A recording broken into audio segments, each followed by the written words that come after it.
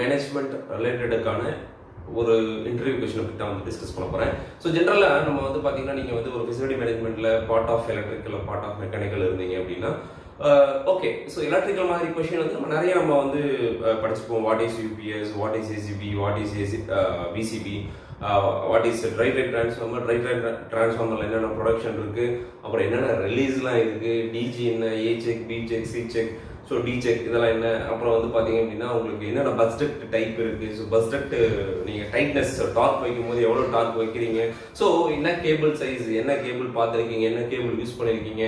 So நிறைய விஷயங்கள் வந்து நம்ம ஓரளவு கொஞ்சம் ப்ரிப்பரேஷன் பண்ணாலும் ஒரு சில சின்ன கொஸ்டின்ல வந்து மேபி நம்மளுக்கு வந்து ஆன்சர் பண்ண முடியாத ஒரு சுச்சுவேஷனாக இருக்கும். ஸோ அதுக்கான ஒரு சின்ன ஒரு கொஸ்டின் தான்.